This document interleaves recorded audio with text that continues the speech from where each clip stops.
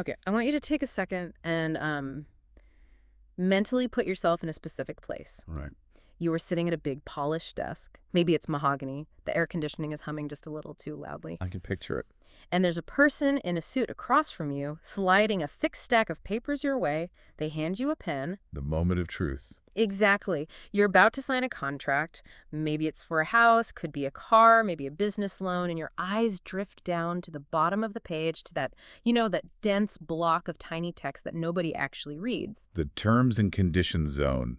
The fine print. The danger zone. And buried deep in that text is a word. I'm going to say the word, and I want you to be honest about your immediate visceral reaction. Ready? I'm ready. Amortization. Right. Oof. That is the correct reaction. It's the kind of word that just makes your eyelids feel heavy hearing it. It does. It sounds like dust. It sounds like a room full of people in beige cardigans quietly clicking calculators in a basement somewhere. It definitely has a reputation. It feels like pure, unadulterated administrative filler. It's the kind of financial jargon that feels designed to keep normal people out of the room. Totally. Like, don't worry your pretty little head about this. Let the professionals handle the amortization. Right. It's intimidating on purpose. It sounds terrifyingly dry. But, and this is the big but that is driving our whole deep dive today, we did the digging. We did. We pulled the source material, which was essentially a disambiguation of this one concept across multiple fields, and we found something that, honestly, it shocked me. It was a genuine surprise, for sure. This word amortization is not just one thing. It isn't just a boring banking term. Not even close. It is a shapeshifter. It is a concept that seems to jump from one reality to another, changing its outfit but keeping its soul. That's a great way to put it. We found it in the obvious places, like personal loans, but then it popped up in corporate accounting, which is distinct. A little different, yeah. Then we found it in tax law, which is a whole other beast entirely. Yeah. And then, and this is where I did a double take, we found it in computer science. Algorithms. Algorithms. And finally, to top it all off, we found it in urban planning and zoning. Which is just wild. I mean, how does the same single word describe paying off your mortgage, executing a line of computer code, and determining when a building is illegal? It seems completely disconnected, right? But the more we looked at the actual definitions in the source material, the more we realized that while the contexts are wildly different, a microchip has absolutely nothing in common with a brick wall. Nothing. The underlying philosophy is identical. It reveals a very, very specific way that humans have figured out how to deal with reality. So that is our mission today. We are going to go on a journey through these 5 worlds. We're going to map this shapeshifter. We're going to connect the dots between the execution cost of an algorithm and the non-conforming use of a city lot. And I think by the end of this, you, the listener, are going to realize that amortization isn't really about math. It's about time. It's about how we handle the fact that we just can't do everything all at once. I love that. Okay, let's unpack this. We have to start on the ground floor. The place where pretty much everyone listening has probably seen this word, even if they, just skimmed right past it. The bank. The bank. The daily grind of the loan. The classic context. So looking at the source material for amortization in the context of loans, we get a definition that is surprisingly specific. It says, the process by which loan principal decreases over the life of an amortizing loan. It's a short sentence, but every single one of those words is doing some really heavy lifting. Let's break it down because I think most people have a vague idea of what this means, but the mechanics of it are actually fascinating. First up, loan principal. Why does the definition obsess over the principal? This is the crucial distinction that trips people up. When you write a check for your mortgage, you think, I am paying off my house. But you aren't. Not entirely. Not entirely. You're fighting a war on 2 fronts. You have the interest, which is basically the rent you pay to the bank for the privilege of using their money. Okay, that's front number 1. And then you have the principal, which is the actual mountain of money you borrowed in the first place. And amortization is specifically about the second one. 100%. Amortization is the mechanism of attacking the principal. If you have a loan where you are only paying interest, and those exist, they're called interest-only loans, you are not amortizing. You're just running in place. You're treading water. You could pay an interest-only loan for 50 years, and on the last day, you would still owe the exact same amount you borrowed on day 1. That is a terrifying thought. You're just renting the money forever. Exactly. Amortization implies movement. It implies progress, which leads directly to the next key word in that definition: decreases. The process by which loan principal decreases. The directionality is key. It's a guaranteed downward trajectory. It implies that there is a finite amount of debt, and there is a mathematical machine in place to ensure that that amount gets smaller every single month. No exceptions. It feels obvious, but when you compare it to other forms of debt, it's actually really special. I mean, think about credit cards. Oh, credit cards are the anti-amortization in some ways. Right. You can pay the minimum due on a credit card, and because of how the math works, your balance might barely move. Or it might even go up if you keep spending. There's no built-in guarantee that it hits zero on a specific date. It could go on forever. But an amortizing loan is different? I like to think of an amortizing loan as a suicide pact for the debt. A suicide pact. That's dark. It is. The loan is designed to kill itself. From the moment you sign the papers, the math is locked in. The amortization schedule is created, and it says in 360 months, or 180 months for a 15-year loan, this balance will be zero. It's inevitable. It's a countdown clock. But here's the part that I think is the real magic trick of amortization.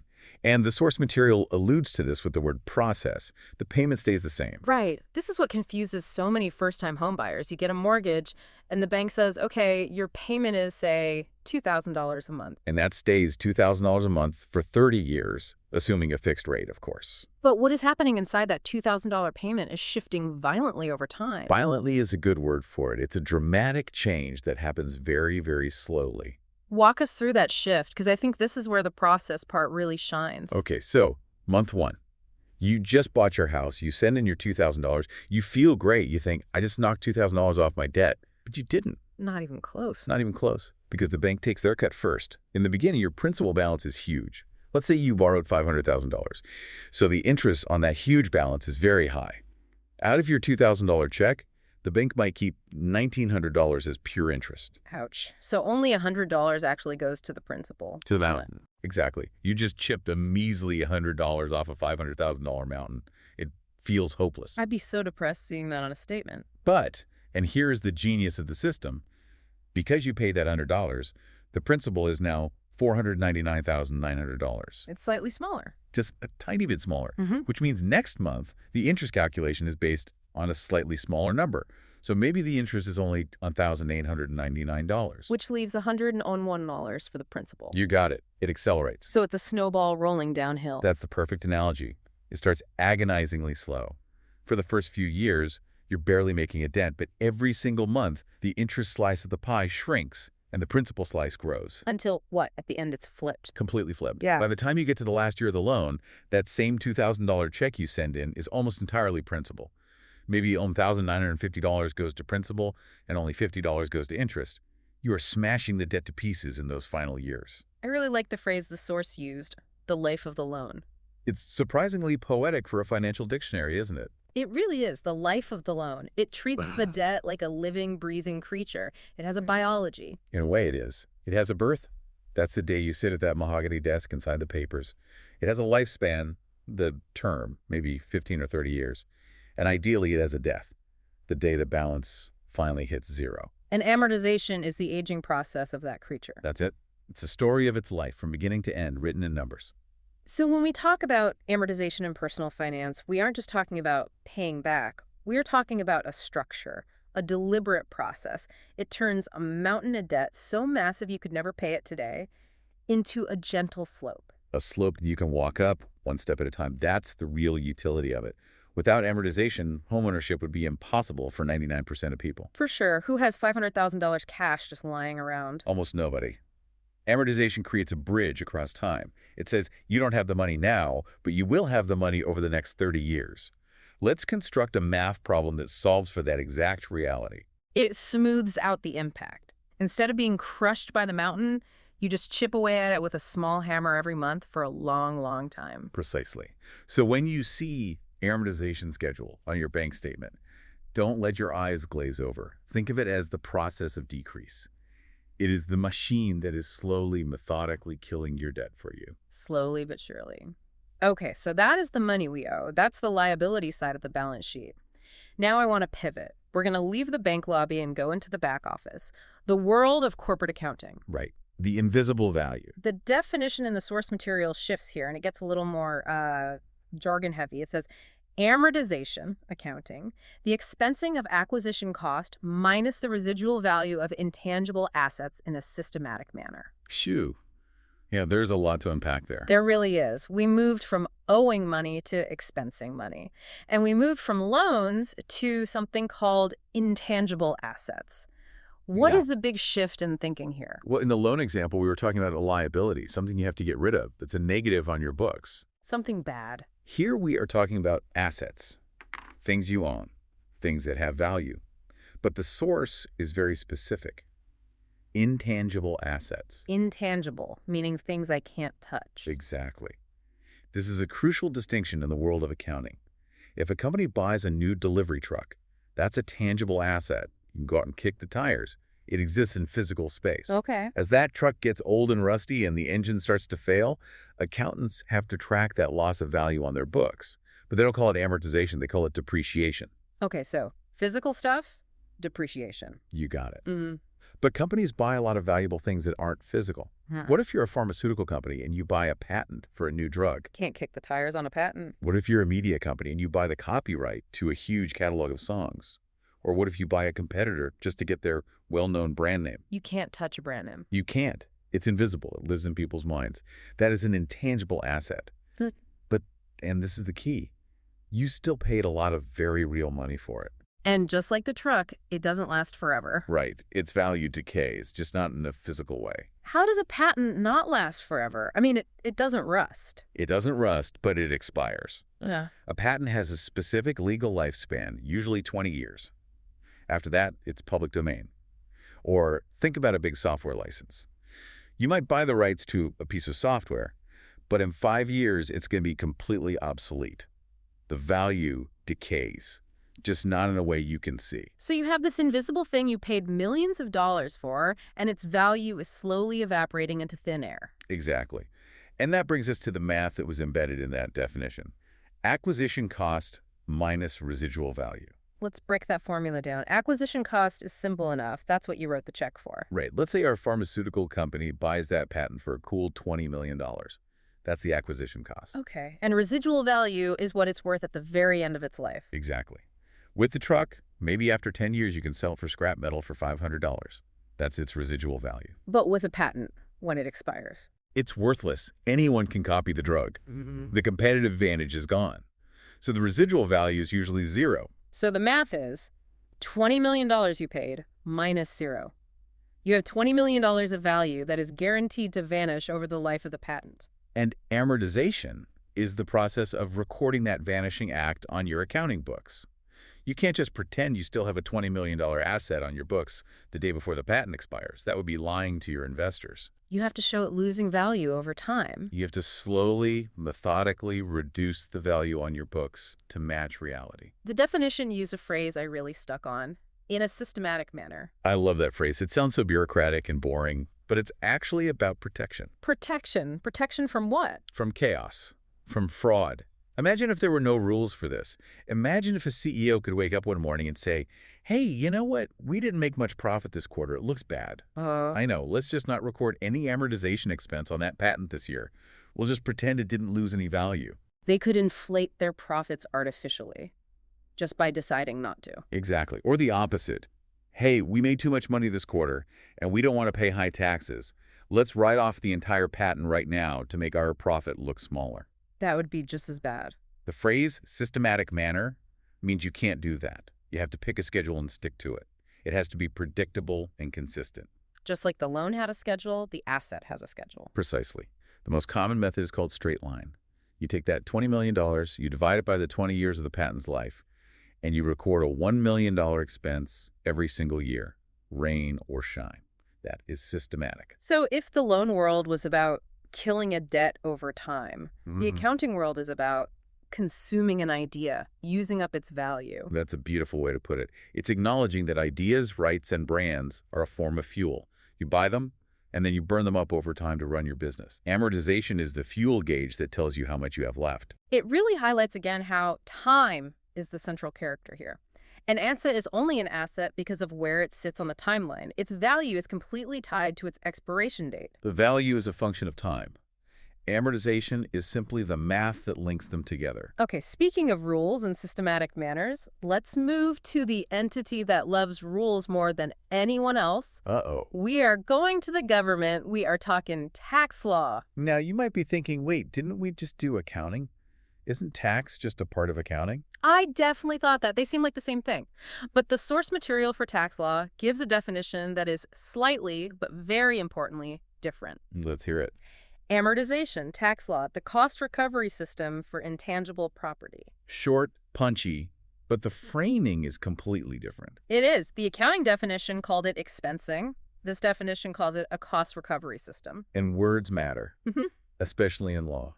Expensing sounds like a negative. It sounds like losing value, a cost you have to eat. Cost recovery, on the other hand, sounds like a positive. It sounds like you are getting something back. Explain that. Who is getting what back? The taxpayer, the business owner. Put yourself back in their shoes. You just spent that $20 million on the patent. That cash is gone. It left your bank account. Right. It's a real cost I incurred. Now, when you file your taxes at the end of the year, you want to tell the IRS, hey, I spent $20 million. That's a legitimate business expense. I shouldn't have paid taxes on that money. You want to deduct it from your income? You want to deduct it now? You want the entire tax break today. You want that immediate gratification. But the government says no. The government says, whoa, whoa, slow down there. That patent is going to help you make money for the next 20 years. We are not going to let you take the entire tax deduction today for something that has a 20-year benefit. So they force you to wait. They force you to amortize. They force you to use their cost recovery system. Oh. They say, we will allow you to recover the tax benefit of that cost, but we are going to control the speed. So you get a little bit of the deduction this year, a little bit next year, and so on for 20 years. Exactly. It's a control mechanism. It's a valve. It is a valve. The government controls the flow of tax deductions into the economy. And this is actually a really powerful economic tool for them. If the government wants to encourage businesses to invest in, say, research and development, they can change the amortization rules. Oh, really? How would that work? Sure. They could pass a law that says, hey, normally you have to amortize software development costs over 5 years. But for the next 2 years, as a special incentive, we'll let you do it in 2 years. That would make the tax break come much faster. Which creates a powerful incentive for companies to spend that money right now. So amortization, from the government's perspective, isn't just about accounting. It's a lever they can pull to steer the national economy. There is another word change here, too, that caught my eye. The accounting definition said intangible assets. The tax definition says intangible property. Good catch. Property feels heavier, doesn't it? It has a different weight.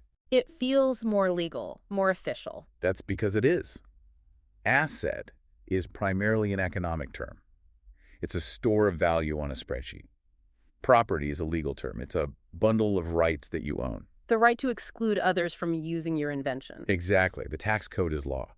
So it views that patent not just as value on a balance sheet, but as a legal piece of property that you own with all the rights that come with it. The language reflects the perspective. So to synthesize this pillar, amortization in tax law is the government's way of saying, we acknowledge you spent money, and we will let you recover that cost through a tax deduction, but we decide the speed limit. It is the official speed limit on tax deductions for things you can't touch. Precisely. Okay. We have done the money stuff. We've killed the debt. We've expensed the asset. We've recovered the cost. Now we are going to do the hard pivot. This is the one that, when I saw it in the source material, I honestly thought was a typo. The jump to the digital world. Computer science, specifically amortized analysis of algorithms. This is where the concept strips off his business suit, throws it in the corner, and puts on a hoodie. I mean, I didn't know algorithms had mortgages they needed to pay off. They don't have mortgages, but they absolutely do have costs. The source defines this as amortized analysis, a method of analyzing execution cost of algorithms. And we need to immediately redefine the word cost, because the computer isn't spending dollars and cents when it runs a piece of code. So what is the currency here? What is it spending? Resources. Yeah. Pure and simple. Time is the big one. How many nanoseconds does this operation take? Memory is another. How many kilobytes of RAM do I need? And then there's electricity, processor cycles. Every time you click a button on your phone, every time you search for a file, the computer has to do work. That work is the execution cost. Okay, so some tasks are cheap. Super cheap. Adding 1 plus 1, that's basically free for a modern computer. Moving a tiny bit of data from one place to another. Also very cheap. And some are expensive. Very, very expensive. Imagine you're Google, and you have to re-index a part of the internet. Or you're a bank, and you need to sort of list of a billion transactions. Those are heavy lifts. They take real time and serious processing power. So where does the amortization come in? The definition says it's a method of analyzing this cost. Not paying it, but analyzing it. This is the really cool part. Imagine you are writing a program. Let's use a really common example that computer science students learn about. Something called a dynamic array. Basically, it's just a list that can grow. Okay, a list that grows. Simple enough. So you start by telling the computer, hey, give me a list that has room for 4 items. You add item 1, that's super fast, cheap. Item 2, cheap. Item 3, item 4. All very, very fast operations. The cost is low. But now the list is full. Exactly. And now you want to add item 5. The computer says, I have no room. So it has to do something drastic and very expensive. What does it do? It has to create a brand new list that is double the size. So 8 slots. Then it has to painstakingly copy item 1, item 2, item 3, and item 4 over to the new list. Then it deletes the old, smaller list. And finally, after all that work, it adds your new item 5. That sounds like a lot of work compared to just adding an item. It's a massive spike in cost. That one operation might take 100 times longer than all the other operations. Now, if you looked only at that one moment, that specific millisecond where the resizing happened, you'd say, wow, this algorithm is terrible. It's so slow. It's inefficient. But that wouldn't be fair, would it? Why not? Because it only happens once in a while. Once you resize to 8 slots, the next few items 6, 7, 8 are all cheap again. You don't have to do that big, expensive operation again until you want to add item 9. Exactly. You absolutely nailed it. Amortized analysis is the method of looking at that cost not as a single event, but over the whole sequence of operations. You average it out. You take that one big expensive spike and you mentally spread it out. You amortize it over all the cheap operations that came before it. Oh, I see. It's about smoothing out the curve. Can I use a household analogy? Oh, please do. It's like buying a Costco membership. I love the Costco analogy. Go on. The day you walk into Costco to sign up, it's a very expensive day. You have to pay, what, $60 or $120 right up front just to get the card. That is a high execution cost for that one specific shopping trip. A huge spike. If you only ever went to Costco once, that would be the most expensive hot dog in history. Right. But you don't go once. You go 50 times that year.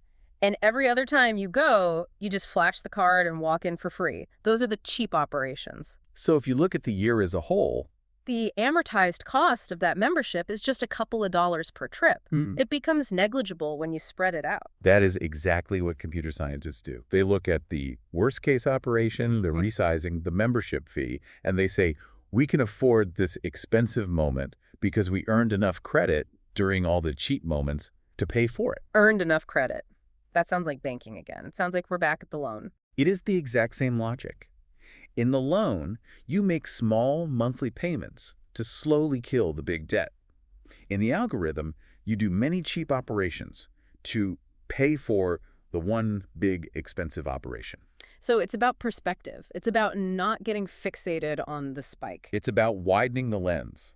If you zoom in on that one spike, it looks like a disaster.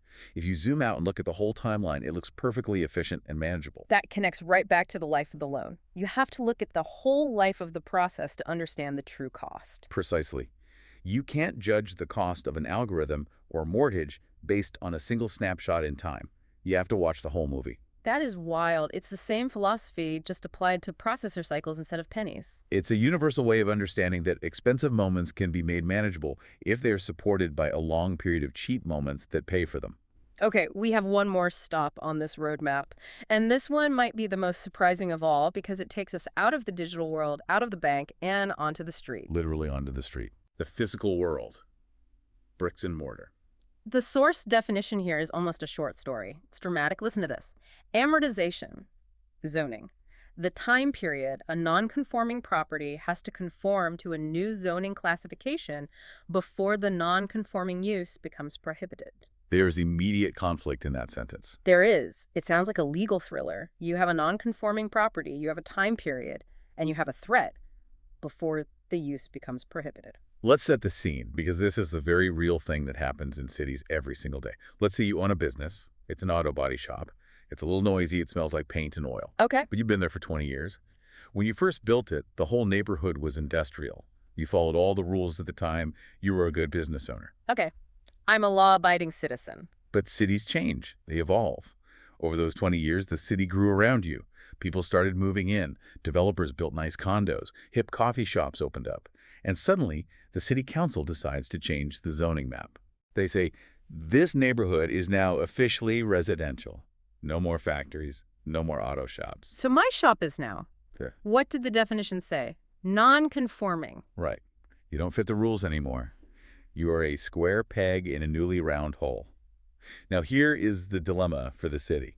They want you gone. They want you gone. They want the neighborhood to be quiet and nice for the new residents, but you own that building. You built that business from the ground up. They can't just kick me out, can they? That seems unconstitutional. Taking my property. Well, they can't just seize your property without paying you for it. That's called eminent domain, and it's very expensive for the city. And they can't just say, you must shut down today without causing a massive lawsuit. So they invented a clever workaround. They invented amortization. And in this context, the definition says amortization is the time period. Yes. Yeah. This is the most direct link yet. In a loan, amortization was a process of paying money. Here, amortization is literally a period of time. The city says to you, the auto shop owner, we are not shutting you down today. We are going to give you an amortization period, let's say 5 years. It's a countdown clock. It's a grace period. The city's legal argument is this. Over those 5 years, you can continue to run your shop. You can make your profit. You can recoup your investment in the building. In other words, you get the last bit of economic value out of it. And what happens when the 5 years are up? The source is brutal and final here. Before the non-conforming use becomes prohibited. So, game over. Game over. The city can come and legally force you to stop operating as an auto shop. You still own the land, you still own the bricks, but the right to fix cars there is extinguished. It's dead. That feels incredibly harsh. It is by far the most aggressive definition of amortization we've looked at.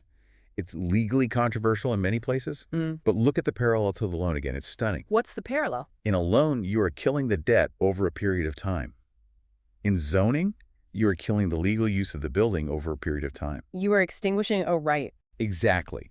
The right to run that shop is being slowly amortized, killed off over a set schedule, just like your mortgage principal. But I guess from the city planner's perspective, it's a way to be fair. That's the argument. It's the buffer. It's the shock absorber. If they shut you down instantly, that's a huge spike, just like in the algorithm. It's a disaster for the business owner. Right. By giving them 5 years, they smooth out that spike. They turn the immediate eviction into a manageable transition. It gives you time to plan, time to find a new location, time to adjust your business model. Exactly. It's the shock absorber of urban planning.